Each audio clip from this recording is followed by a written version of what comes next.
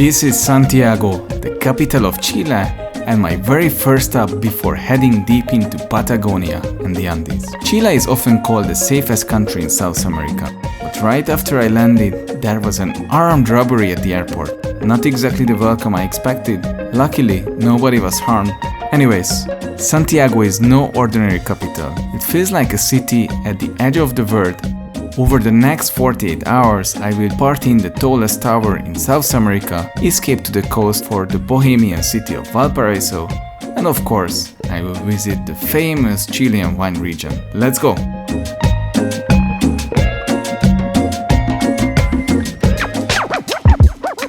My first stop was Plaza de Armas, the historic heart of Santiago, and it's been the city's main square since colonial times. But the buildings have been destroyed many times due to earthquakes, as Chile sits on the Pacific Ring of Fire. The center is vibrant and full of life. Chile is famous for seafood, and this is the place to try it. And of course, I couldn't leave without ordering my very first wine and Pisco Sour, the national cocktail. Peru claims they invented it, Chile says it's theirs. From my side, whoever is the inventor, thank you. Next, I headed into Parque Forestal to visit Santiago's National Museum of Fine Arts. The building itself is beautiful, as well as the art pieces inside. Leaving the museum, I walked to Santiago's University District. The vibe here is completely different. Students, bookshops, street food, and a much younger and edgier energy. Here I stopped in an interesting restaurant for an unusual experience, going back to native culinary roots, trying dishes from the pre-Hispanic cultures in Chile with a contemporary touch. After a little history and culture, it's time to see Santiago from above. A gondola ride took me up to Cerro San Cristóbal, one of the city's best viewpoints. From here you can really understand Santiago's geography. What an amazing view! Wow, look at those mountains. Trapped in a valley with the Andes on one side and the coastal mountains on the other. It was interesting that they didn't let people who didn't know each other in one cabin as I'm traveling alone. The cabin is only for me, as you can see.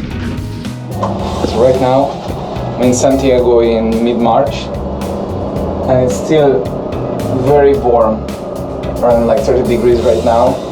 To be honest, I'm sweating every place where I can sweat. It's very, very hot. It's cool that by cable car you can travel between different peaks. And halfway, I had a short stop by a pool with an amazing view. Too bad I didn't bring my swimsuit.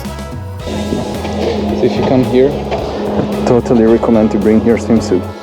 The other side of the mountain, it looks a bit more hectic. I went to the last stop with one goal, to have a nice view of the famous tower. Small hike, the neighboring mountains. Woohoo! Japanese garden. Amazing view. And after a short hike, there it was. The Gran Torre, also known as Sky Costanera, the tallest building in South America. At 300 meters, it towers over the city. By day, you can see the Andes stretching endlessly in the horizon. But at night, I ended up at a small electronic music party.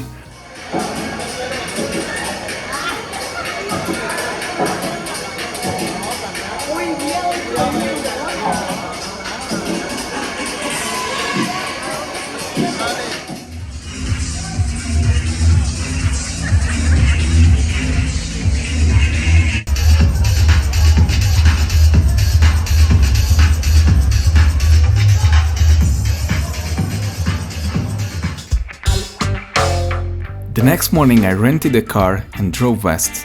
In less than 2 hours the city turned into rolling vineyards. Chilean wine is world class, and I couldn't resist stopping at Casas del Bosque, one of the most famous wineries in the Casablanca Valley. Lunch here with perfect wine is something I won't forget.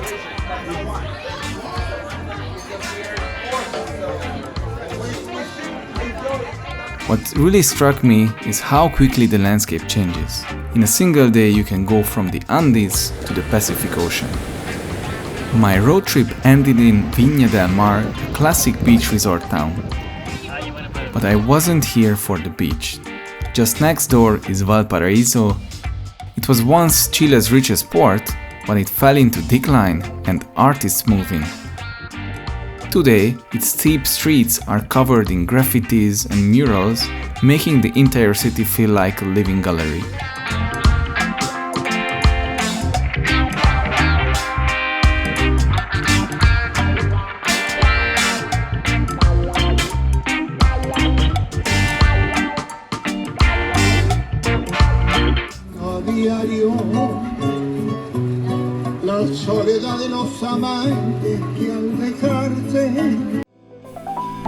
Before visiting Santiago, I didn't know what to expect. For me it was just a short stop, but it's full of contrast and surprises, and I wish I could have stayed long. It definitely deserves more. And for me, this was just the beginning. Next up, Patagonia. If you're interested in the next episode or other travel stories, subscribe to our channel. Thank you for watching.